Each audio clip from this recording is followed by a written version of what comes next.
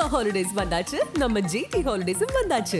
GT holidays, south India's number 1 travel brand.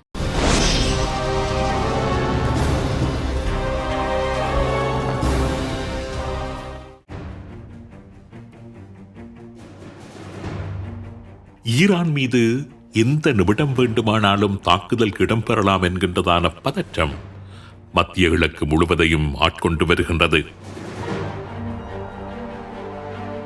அணுவாயுதத்தை தயாரித்து முடிக்கும் தருவாய்க்கு Iran வந்துவிட்டதாக கூறப்படுவதால் ஈரானின் அணுசெறிவூட்டும் தளங்கள் மீது இஸ்ரேலோ அமெரிக்காவோ அல்லது இந்த இரண்டு நாடுகளும் இணைந்தோ தாக்குதலை மேற்கொள்ளலாம் என்று எதிர்பார்க்கப்படுகின்றது.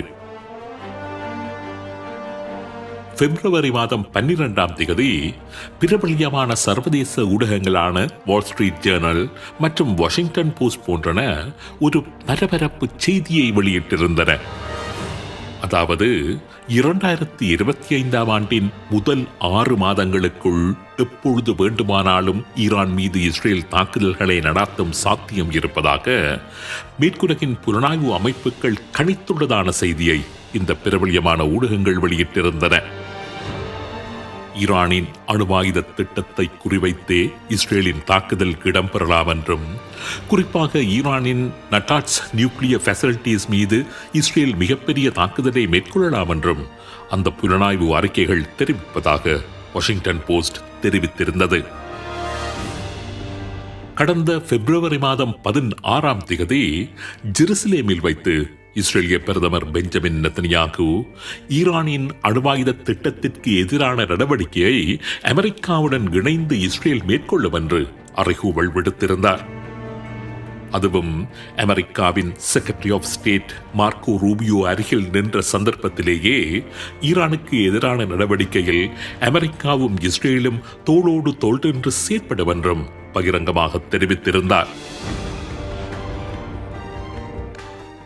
நேற்று முன்தினம், அதாவது பிப்ரவரி மாதம் 26ஆம் தேதி ஈரானுக்கு எதிரான இராணுவ நடவடிக்கையை இனிமேலும் தாமதிக்க முடியாது என்று தெரிவித்திருந்தார் இஸ்ரேலின் வெளிவிவகார அமைச்சர் கிதியோன் சார்.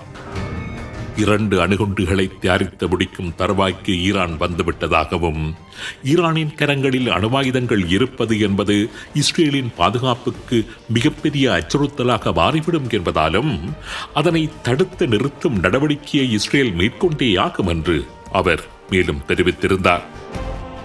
ஈரானின் கரங்களுக்கு அணுகுண்டுகள் கிடைப்பதை தடுப்பதற்கான ராஜதந்திர நடவடிக்கைகள் மிக தீவிரமாக மேற்கொள்ளப்பட்டு வருவதாகவும், அந்த முயற்சிகள் சரிவராத பட்சத்தில் இராணுவ நடவடிக்கையை நோக்கி செல்வதை தவிர இஸ்ரேலுக்கு வேறு வழியே இல்லை என்றும் அவர் தெரிவித்திருந்தார். ஈரான் மீதான இஸ்ரேலின் தாக்குதல் தொடர்பான புலனாய்வு தகவல்கள் வெளியாகி 12 நாட்களில், அதாவது பிப்ரவரி மாதம் 24ஆம் தேதி ஈரான் இஸ்ரேல் மீது கடுமையான தாக்குதலை மேற்கொள்ளப் போவதான அறைகூவல் ஒன்றை ஈரானின் முக்கிய இராணுவ தளபதி ஒருவர் வெளியிட்டிருந்தார். அந்த தளபதியின் பெயர் மேஜர் ஜெனரல் கோலாம் அலி ராஷித். ஈரானின் ஹட்டாம் அலி அபியா சென்ட்ரல் ஹெட் குவார்ட்டர்ஸின் கட்டளை தளபதி. கடந்த சில தசாப்தங்களாக, குறிப்பாக கடந்த 4 மாதங்களாக இஸ்ரேல் ஈரானை குறைத்து மதிப்பீடு செய்து வருவதாகவும், ஈரானின் பலம் பற்றிய தவறான தகவல்களை மேற்குலக நாடுகளுக்கு இஸ்ரேல் வழங்கி வருவதாகவும் தெரிவித்த அவர், எந்த விதத்திலாவது ஈரானின் நலன்கள் மீது இஸ்ரேலோ அல்லது அமெரிக்காவோ தாக்குதலை மேற்கொண்டால் ஈரானின் பதில் நடவடிக்கை என்பது யாருமே நினைத்து பார்க்க முடியாத அளவுக்கு இருக்கும் என்று எச்சரித்திருந்தார். இதே போன்றதொரு எச்சரிக்கையை ஈரானின் இஸ்லாமிக் ரெவல்யூஷனரி கார்ட் கார்ப்ஸின் பிரதான தளபதி மேஜர் ஜெனரல் ஹுசைன் சலாமி நேற்றைய தினம் இஸ்ரேலுக்கு விடுத்திருந்தார். இந்த உலகத்தையே உலுக்கக்கூடிய பலத்துடன் நிற்கின்ற ஒரு நாடுதான் ஈரான். ஈரானின் உண்மையான பலத்தை இந்த உலகம் இன்னும் காணவில்லை. இஸ்ரேல் மீது கடந்த வருடம் ஈரான் மேற்கொண்ட ட்ரூ ப்ராமிஸ் தாக்குதல்கள் 2மே வெறும் அடையாள தாக்குதல்கள்தான். ஈரான் தனது உண்மையான பலத்தை வெளிப்படுத்தினால் இஸ்ரேலிய பயங்கரவாதிகளினால் அதனை தாங்கிக் கொள்ள முடியாது என்று எச்சரித்திருந்தார். மத்திய கிழக்கை பொறுத்தவரை இங்கு 2 விதமான நிர்பந்தங்கள் இருக்கின்றன. என்ன விலை கொடுத்தாவது அணுவாயுதத்தை தயாரித்து முடித்தையாக வேண்டிய அவசியம் ஈரானுக்கு இருக்கின்றது. அணுவாயுதம் கொன்றுதான் எதிர்வருகின்ற காலங்களில் ஈரானை காக்கக்கூடிய ஒரே ஒரு ஆயுதம். குறிப்பாக வளைகுடா பிராந்தியத்தில் சியா முஸ்லிம்களுக்கு ஒரு எதிர்காலம் அமைய வேண்டுமானால் இன்று சியா முஸ்லிம்களின் காவலனாக வலம் வந்து கொண்டிருக்கின்ற ஈரான் ஒரு அணுவாயுத நாடாக மாறியாக வேண்டும். இன்றைய நிலையில் அணுவாயுதம் போன்ற ஒரு பாதுகாப்பு வலைப்பின்னல் ஈரானிடம் இல்லாது விட்டால் வெகு சீக்கிரமாகவே சிரியா போல, ஈராக் போல, லிபியா போல ஈரானும் துண்டு துண்டாகி பலவீனமான ஒரு பாலைவன நிலப்பிரதேசமாக மாறிவிடும். எனவே அமெரிக்காவிடம் இருந்தோ இஸ்ரேலிடம் இருந்தோ மாத்திரமல்ல, துருக்கி, சவுதி அரேபியா போன்ற அரபு நாடுகளிடம் இருந்து கூட ஈரான் என்கின்ற சியா முஸ்லிம் நாடு தன்னை காப்பாற்றிக் கொள்ள வேண்டுமானால் அது அணுவாயுதம் என்கின்ற தற்காப்பு கவசத்தை தனது கரங்களில் ஏந்தியாக வேண்டும். இன்று அமெரிக்காவுடன் ஈரான் எந்தவித பேச்சுவார்த்தைக்கும் செல்லாமல் இழுத்தடித்துக் கொண்டிருக்கின்றதற்கும் இதுதான் காரணம். ஈரானுக்கு பொருளாதார தடை விதிப்பேன், ஈரானின் எண்ணெய் ஏற்றுமதியை பூச்சியமாக்குவேன் என்றெல்லாம் ட்ரம்ப் மிரட்டிக் கொண்டிருக்கின்ற இறுக்கமான நிலையிலும் கூட இதை பற்றியுமே கவலைப்படாமல் அமெரிக்காவை விட்டு ஈரான் விலகியே நிற்பதற்கு அணுவாயுதம் தொடர்பாக அமெரிக்கா விதிக்கும் எந்த வரைக்குள்ளும் அது சிக்கிவிடக் கூடாது என்பதுதான் முக்கியமான காரணம். முதலில் அணுவாயுதத்தை உருவாக்கி விடுவோம். அணுவாயுதங்களை கைகளில் வைத்துக் கொண்டு மற்ற விடயங்களை பிறகு பார்ப்போம். மிகப்பெரிய ஆயுத பலத்துடன் நின்றபடி உலகுடன் பேரம் பேசுவோம். இதுதான் ஈரானின் இன்றைய நிலைப்பாடு. இந்த விடயத்தில் இஸ்ரேலுக்கும் ஒரு பார்வை இருக்கின்றது. உலக வரைபடத்தில் இருந்து இஸ்ரேல் என்கின்ற ஒரு நாட்டை நீக்கி விடுவோம் என்று கங்கணம் கட்டிக் கொண்டிருக்கின்ற ஒரு நாடுதான் ஈரான். எனவே ஈரானின் கரங்களுக்கு அணுவாயுதம் ஒருபோதும் சென்றுவிடக்கூடாது. இன்றுள்ளது போல ஈரான் பலவீனமாக நிற்கும் மற்றொரு சந்தர்ப்பம் இஸ்ரேலுக்கு இனி எப்போதுமே கிடைக்காது.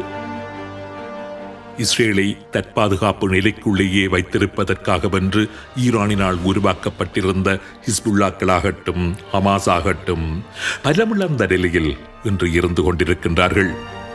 இஸ்ரேல் மீதான ஈரானின் மிகப்பெரிய தாக்குதல் பின்தளமாக இருந்து வந்த சிரியா இன்று முற்றுமுழுதுமாகவே ஈரானுக்கு அந்நியப்பட்டு நின்று கொண்டிருக்கின்றது.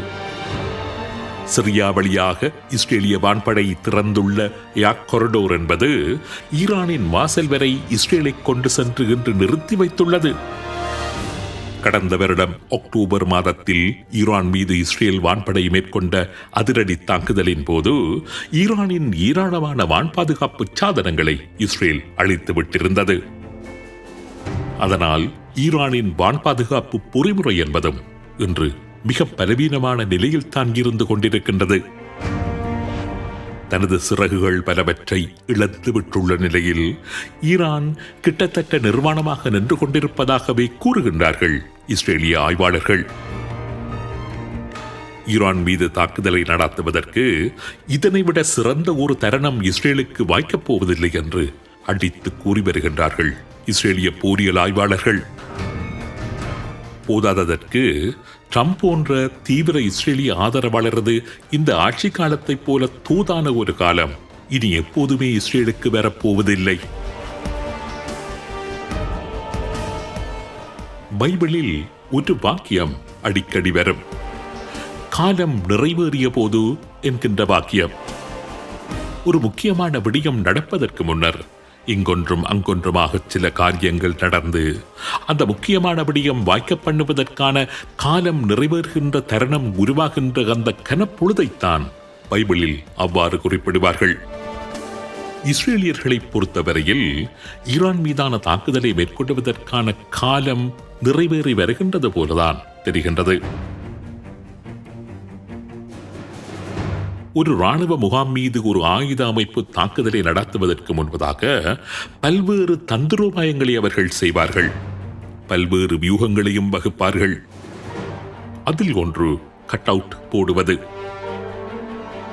ராணுவ முகாமை சுற்றி வளைத்து தாக்குதல் நடத்தி கொண்டிருக்கின்ற போது அந்த ராணுவ முகாமின் உதவிக்கென்று வேறு இடங்களில் இருந்து படை நகர்வுகள் எதுவும் நடந்துவிடாது தடுக்கின்ற நடவடிக்கையைத்தான் கட் அவுட் போடுவது என்கின்ற பூரியல் பரிபாஷையில் அழைப்பார்கள்.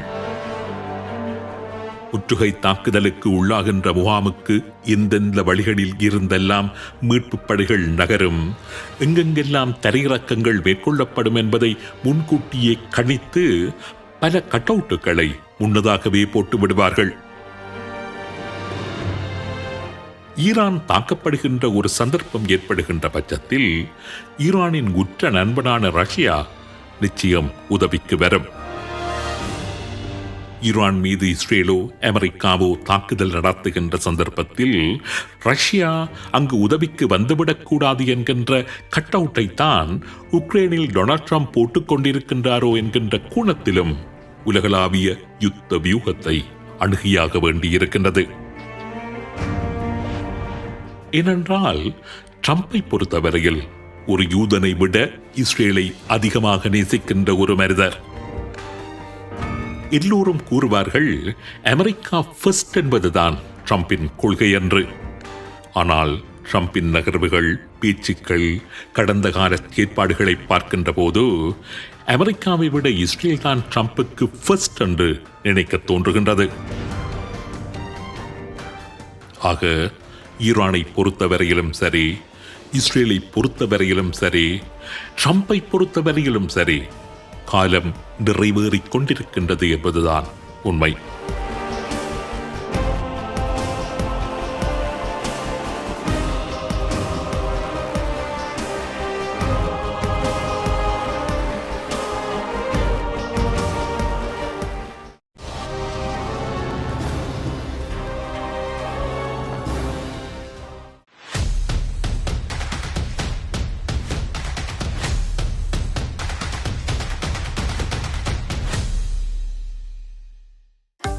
ஹாலிடேஸ் வந்தாச்சு, நம்ம ஜிடி ஹாலிடேஸும் வந்தாச்சு.